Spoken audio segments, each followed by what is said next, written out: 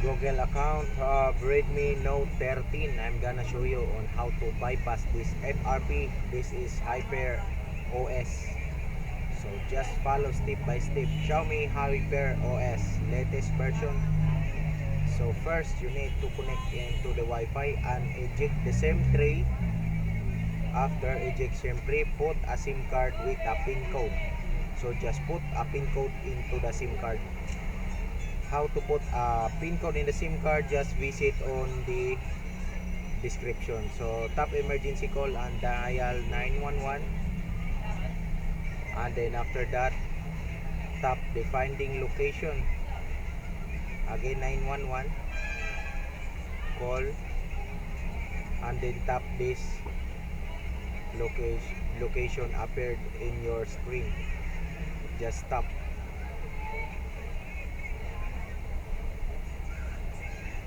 After that, try to eject the SIM tray and then swipe up. Just swipe up. So no. Again try.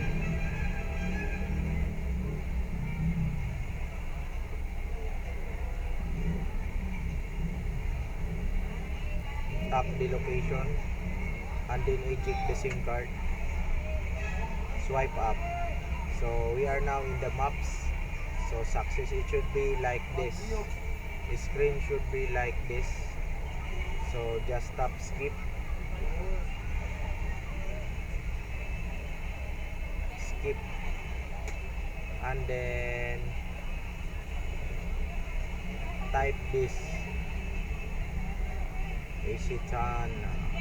Any place that having a share like this. So if you want, just copy what I'm typing and then tap Chrome. Tap share and then tap Chrome.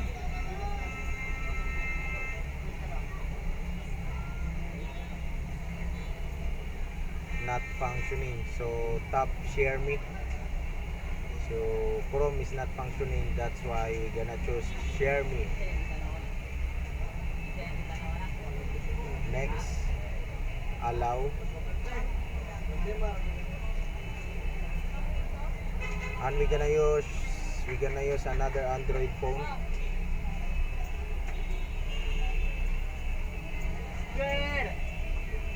And then go to Google Play Store and search Activity Launcher. Install Activity Launcher. Install but not open. So next, find or search share me. Install. So just find the same icon and then install and then open. After that, tap receive and then allow, then just scan the QR code. So wait for it to connect each other. Connect. And now share files. Tap share files, apps, and then transfer the Activity Launcher you've downloaded a while ago. So you're gonna stop TikTok and then installing Activity Launcher, installing in our Redmi Note 13.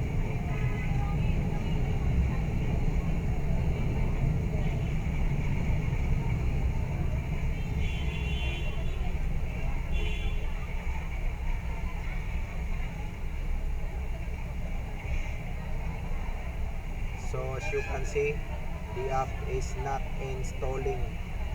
So we're gonna find any method or ways that's work for bypassing the FRP of Redmi Note 13 Hyper OS.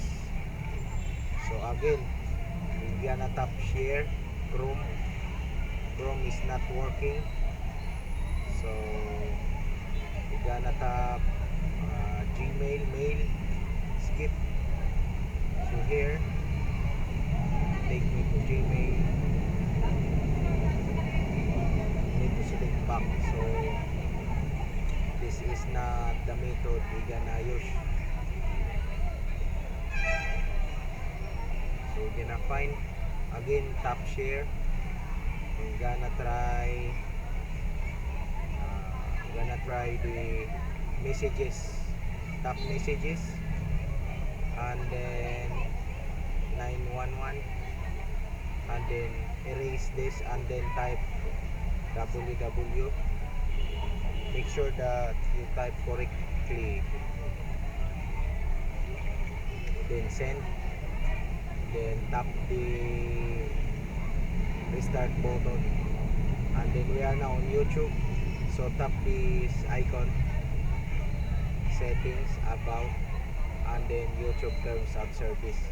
So now we're gonna enter the address bar in the browser.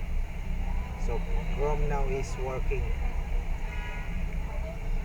So just follow step by step. Tap setting. Now setting is working. So this is the about phone, Redmi Note 13.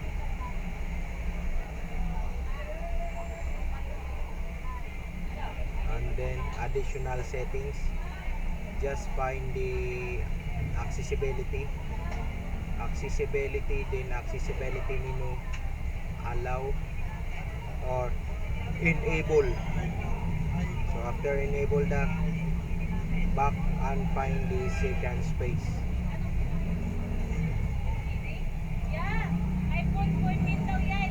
So again, additional settings, and then tap second space, turn on creating second space. I hope you follow the video and hope this video helps you. Don't forget to like and subscribe my channel. Again, this is your Katiktik, this is Claire Vance, and this is your Katiktik. Just follow using a shortcut, skip. So now we are now in the home screen. Gonna wait until the home screen is successfully booting. So now after that, please restart your phone, long press the power switch, just tap the got it. We need to restart. We're gonna see if the phone directly open in the menu after restarting. So long press again, long press the power switch,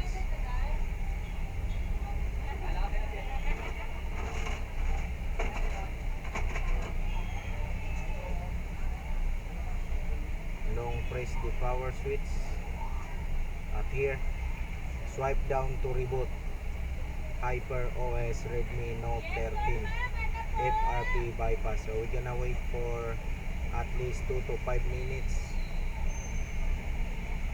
until the phone successfully open.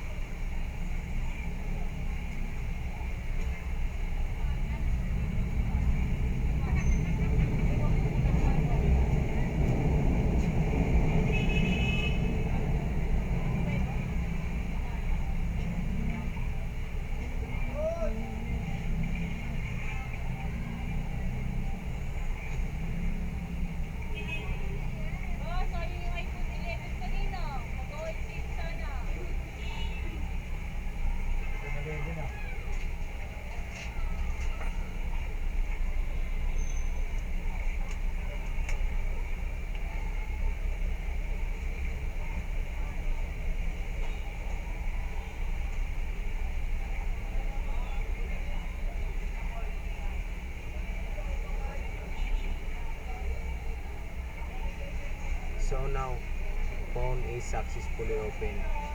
Cannot swipe, so tap the camera and swipe. So if you want to fix that, if the phone lock screen cannot swipe, we have a link on description